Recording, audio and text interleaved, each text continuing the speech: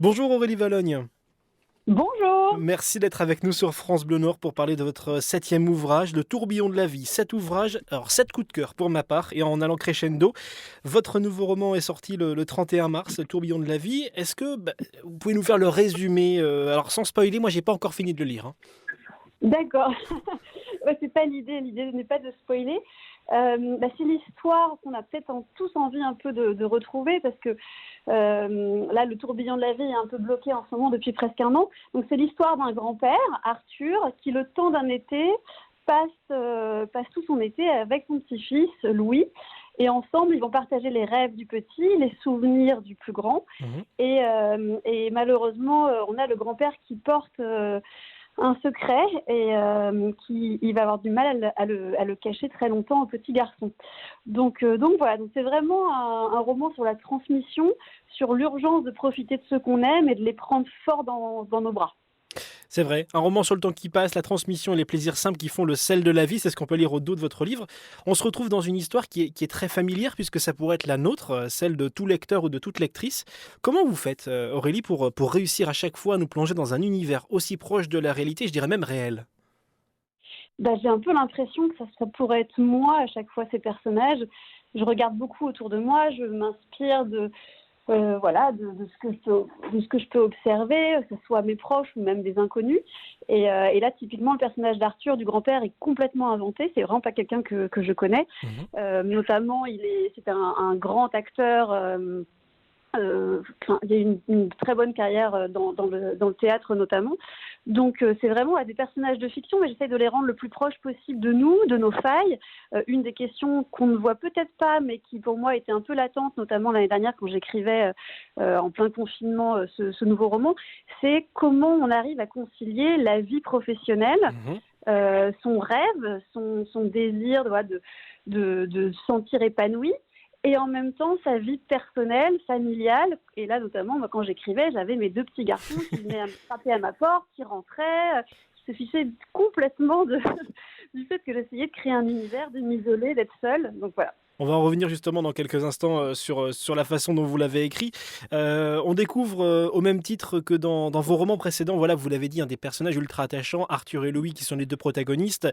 Alors je me rappelle vous avoir posé la question à la sortie de votre roman La cerise sur le gâteau, c'était il y a un peu plus de 2 ans, sur l'origine de vos personnages. Vous m'aviez dit que c'était un petit peu une inspiration de votre famille. Là vous avez dit que le grand-père Arthur c'était un personnage inventé un peu de toutes pièces.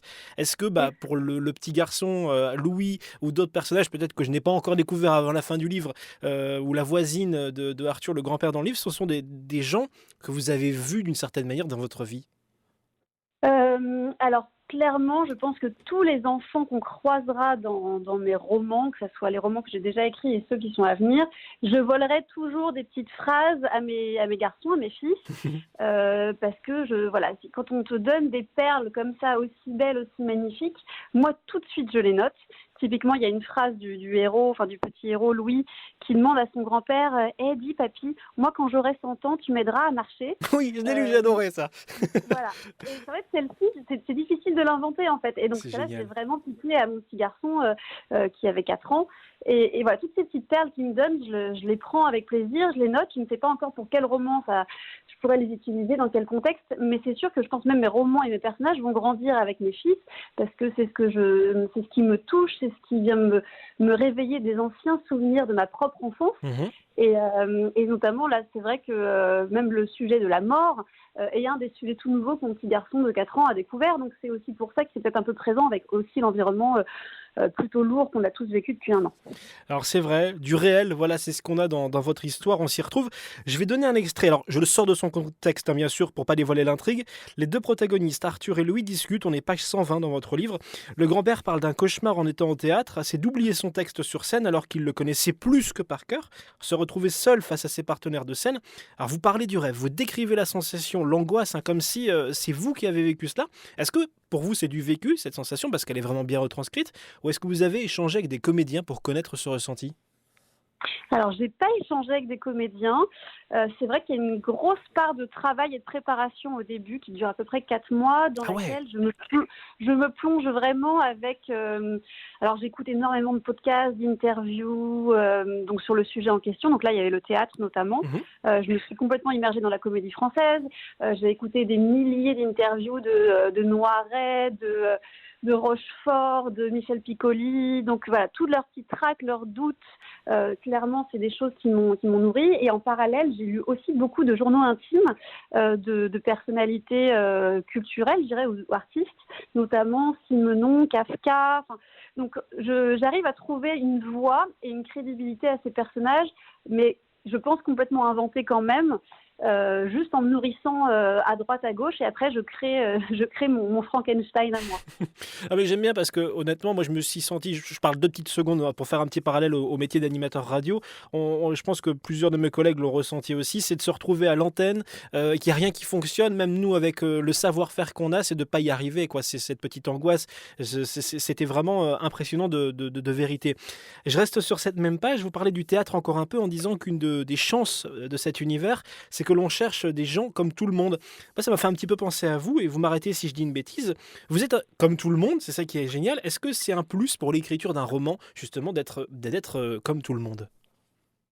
C'est vrai que parfois je me pose la question de pourquoi j'ai la chance d'avoir des lecteurs qui s'identifient aussi facilement à mes personnages, à mes histoires. Et je pense qu'effectivement, moi, quand j'ai écrit, j'ai jamais pris une posture d'écrivain. J'ai jamais voulu prétendre quoi que ce soit ou être quelqu'un que je ne suis pas. Mhm. Donc je pense que le fait d'être accessible, d'utiliser les mots qui sont justes, pas les mots qui font beau, de toucher directement au cœur et pas de parler au cerveau, je crois que ça peut vraiment aider à se projeter. Après, le fait, effectivement, moi, vraiment, je suis la girl next door. Je suis complètement d'accord avec cette idée-là. Ça me convient tout à fait. Et de toute façon, moi, je n'ai jamais eu cette envie de célébrité ou de course à quelque chose. Moi, un de mes adages préférés, c'est pour vivre heureux, vivons cachés. Donc, quand on est écrivain, c'est quand même la planque. Il n'y a personne qui nous reconnaît dans la rue. Moi, je peux être tout le temps à l'affût, je les guette, je prends plein de notes. Donc je pense qu'effectivement, ça peut être une des raisons qui pourrait expliquer voilà, le fait que mes romans trouvent une résonance. Vous dites personne ne vous reconnaît dans la rue, c'est vrai ça? Je veux dire, enfin, on vous voit, votre visage est connu, on vous voit à la télé, on vous voit aussi sur les panneaux publicitaires, on vous voit sur Internet, on peut vous suivre sur les réseaux sociaux. Vous n'êtes jamais interpellé pour vous dire ah vous êtes Aurélie Valognes, je peux avoir une petite photo, un autographe? C'est très rare, hein. C'est très rare, ça arrive. En fait, comme là, effectivement, j'ai la chance de pouvoir faire quelques émissions de radio, de télé, surtout au lancement, donc ça dure une semaine par an. Après, on peut facilement m'oublier. Parfois, on m'arrête. Là, typiquement, j'ai un souvenir très précis. Cet été, au mois de juillet, je m'étais rendue dans le Luberon, où j'ai un endroit que j'adore, Mhm. qui est très apaisant pour travailler. Et j'avais toutes mes fiches, mes tableaux Excel, mes fiches personnages, mes carnets sur une table. Et j'avais vraiment la tête enfouie.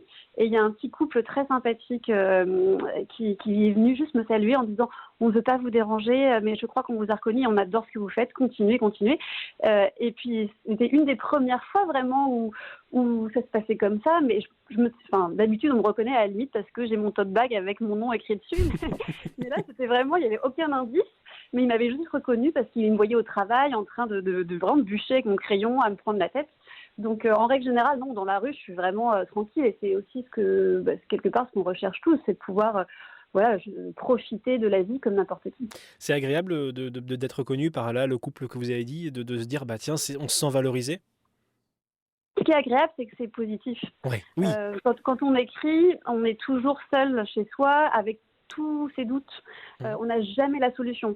Qu'on choisisse de n'importe quoi, de faire mourir son personnage ou de le garder vivant, on a toujours le doute en se disant c'est peut-être pas la bonne solution et personne peut nous aider à notre place. Donc quand enfin le livre est imprimé, qu'il ne nous appartient plus, qu'il va vivre sa vie tout seul, et que les lecteurs sont au rendez-vous et disent ah mais c'était tellement émouvant, merci, mais j'ai pleuré, j'ai ri, vous nous faites du bien, j'attends le prochain, avec un sourire comme ça bienveillant, ils nous demandent rien de plus. Bon, c'est c'est vraiment un cadeau parce que ces échanges-là, c'est aussi ce qui me manque aujourd'hui. Les librairies sont ouvertes et ça, c'est une vraie chance. Mais Ouais. je vais pas aller faire un tour de France des librairies, sachant que tout le monde est confiné et limité à 10-30 kilomètres. Donc, Donc effectivement, c'est une frustration énorme que de pas pouvoir échanger plus de vive voix avec mes lecteurs. Alors l'écriture d'un roman dans des conditions pas évidentes, au-delà de votre métier d'auteur, vous avez une vie personnelle, vous l'avez dit, vous êtes maman, vous avez écrit ce nouveau roman pendant le premier confinement. Et je suis intrigué pardon, sur la façon dont vous avez dû vous y prendre, parce que je crois savoir que vous n'aimez pas trop écrire directement chez vous. Ah oui, moi je suis nulle.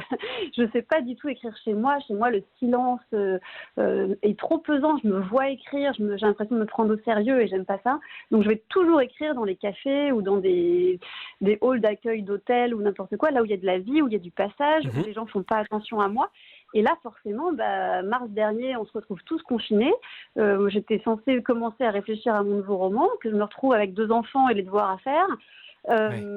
Enfin, les devoirs à faire, l'école à la maison, plus que les devoirs d'ailleurs, ça a été un vrai chamboulement. J'étais perturbée parce que pour écrire, il faut s'isoler. Il faut vraiment pour moi en tous les cas, avoir des plages horaires qui sont consacrées à mes personnages, qui durent au moins 4, 5, 6, 8 heures par jour minimum. Mm. Là, toutes les 3 secondes, il fallait qu'on fasse une partie d'échecs, qu'on joue avec des dinosaures. Franchement, et c'est pour ça que j'ai eu cette frustration à un moment donné de me dire comment on arrive à concilier les deux. Et je n'y arrivais vraiment pas, la vie professionnelle et la vie personnelle, profiter de chaque instant. Et au bout d'un moment, j'ai laissé tomber et je me suis dit, en fait, c'est un truc historique qu'on est tous en train de vivre. Ouais. Profite de tes enfants, regarde-les grandir, joue avec eux, et tant pis, le roman, il sortira quand il devra sortir au bon moment. Et donc voilà, et quand enfin on a pu retourner à l'école, c'est vrai qu'à ce moment-là, j'ai mis les bouchées doubles.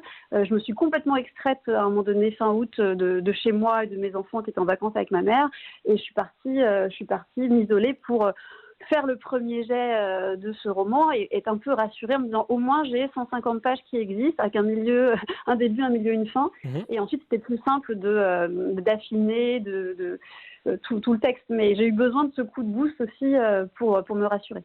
Alors, c'est vrai que j'imagine, voilà, ça doit être pas toujours évident. Alors, pour ce roman, est-ce que c'est un travail que vous commencez 100% après la publication du roman précédent, ou alors est-ce que vous avez déjà des pistes en écrivant les précédents, par exemple, un personnage qui n'a pas lieu d'être, une situation que vous dites non, ça va pas, ce sera pour le prochain roman? Comment ça se déroule? Non, je pars toujours d'une injustice. Ah ouais, Ouais, quelque chose qui vraiment peut me réveiller ou m'empêcher de dormir, ou tout simplement, je suis censée finir mon roman et puis d'un seul coup, je peux faire 30 pages sur un autre sujet. Là, je me dis, tiens, je tiens quelque chose qui me brûle les doigts. Donc en fait, j'arriverai pas, je pense, à récupérer un personnage d'un roman pour le mettre dans un autre. Mais c'est vrai que souvent, j'ai le roman d'avance. C'est-à-dire que je suis en train de terminer le roman en cours, que déjà je sais quel sera le sujet du prochain roman. Donc là, c'est le cas. Là, on vient de finir le tourbillon. Je viens de finir le tourbillon de la vie, qui est le 7e, il vient de sortir. Et là, le 8e, je suis déjà dedans. Je suis dans une phase où je fais des recherches, des témoignages, je vais interviewer des gens.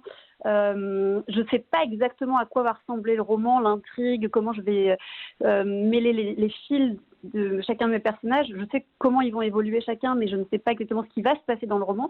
Mais je me fais un peu plus confiance qu'auparavant. Je me dis que ça fait 7 fois que j'arrive à m'en sortir. Je devrais bien arriver au bout de quelques mois à avoir une histoire qui tient la route et qui, j'espère, touchera. Que moi, je prendrai du plaisir à l'écrire. Je serai émue en l'écrivant, parce que je pleure à chaudes larmes et je ris aussi bêtement quand j'écris. Et puis en espérant que voilà, les lecteurs ne seront pas non plus déçus. Mais c'est vrai que j'ai toujours comme une flamme, un début d'idée. Et après, je tourne autour, je tire dessus et ça finit par venir. Donc voilà. Aurélie Valenne, vous êtes avec nous pour encore quelques instants. J'ai envie de parler des couvertures de vos ouvrages. Le contenu, c'est une chose, hein, parce que voilà, franchement, les bouquins, moi, c'est le 7e, je vous le dis, c'est un 7 coup de cœur, enfin un coup de cœur à chaque fois. L'objet attrape l'œil aussi, c'est toujours très coloré. Donc, ouais, ici, j'ai le tourbillon de la vie entre les mains, avec voilà, un fond vert pastel, des fleurs, des arbres et tout cela. À chaque fois, on a vraiment quelque chose d'agréable à l'œil. Est-ce que c'est vous qui dessinez vos couvertures ou vous travaillez avec quelqu'un? C'est moi.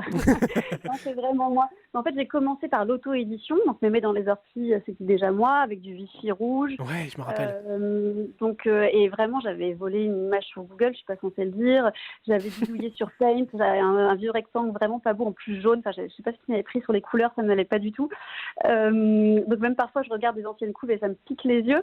Mais en fait, j'avais pas du tout envie. Enfin, moi, j'ai une caractéristique, je n'arrive pas à faire comme tout le monde. C'est-à-dire que si je vois que tout le monde fait des photos, ou met des photos, des dessins, un truc personnifié, par défaut, je voudrais pas le faire. Donc c'est aussi un de mes choix au début, à partir sur une couverture sans aucun personnage, pour qu'on puisse se projeter, ou pas d'ailleurs, mais ne rien avoir qui vient polluer la tête, juste le titre qui intrigue, un petit quatrième de couverture. Et donc j'ai voulu garder ça, j'ai voulu garder des couvertures très colorées qui correspondent à un univers, je pense, optimiste, sans que ça soit cucul à praline ou mièvre, c'est pas du tout le but. Pour Non, moi, effectivement, on n'y est pas. On n'est pas là-dessus, ouais. bah, des couvertures vraiment émouvantes, Ouais. dans le sens où tout de suite on a envie, ça intrigue un peu, on veut la prendre dans les mains. Et puis après, une fois qu'on a commencé à lire le livre, on n'a pas trop envie normalement de le lâcher, parce que la façon dont je structure mes récits, j'essaie de faire en sorte de toujours créer des rebondissements, des chapitres très très courts. Donc c'est vrai que ces couvertures-là, je suis toujours à l'initiative. Là, par exemple, je suis en train de réfléchir déjà à la couleur du prochain, parce que j'essaie de faire en sorte qu'ils soient assez différents les uns des autres pour qu'on ne puisse pas les confondre. Mais rapidement, j'aurais fait toutes les couleurs, donc il faudrait que je me renouvelle. Donc voilà, mais effectivement, ça fait partie pour moi, c'est presque un objet. Là, je suis dans mon bureau et tous mes livres sont un peu partout parce que j'ai la chance, on m'en envoie dès qu'ils sont imprimés. Mais c'est aussi, il faut qu'on puisse, voilà, chacun projeter sa propre histoire, ses propres émotions dessus, et se faire déjà un début d'histoire, quitte à ce que peut-être ça ne soit pas exactement celle qu'ils vont découvrir, mais en tous les cas qu'ils puissent avoir une curiosité de la part du lecteur. Très bien. Le tourbillon de la vie, c'est votre dernier roman, Aurélie Vallogne, le dernier en date, je le précise. Je vous le recommande chaudement. Merci Aurélie Vallogne de nous l'avoir présenté aujourd'hui sur France Bleu Nord. On vous dit à très bientôt et on l'espère en vrai pour des séances de dédicaces, des échanges plus directs avec vous en 3D, si on peut dire ainsi. Ah oui, avec énormément de plaisir. Merci infiniment. Ça me touche profondément que vous ayez aimé mes différents romans. C'est pas, ça me touche que vous me le dites, que vous les ayez lus. Et puis, j'espère effectivement vous revoir très très vite, chers amis du Nord, parce que ça fait longtemps que je suis pas venue dans votre région. Je vous embrasse très fort. Merci, bonne journée, à bientôt. Au revoir.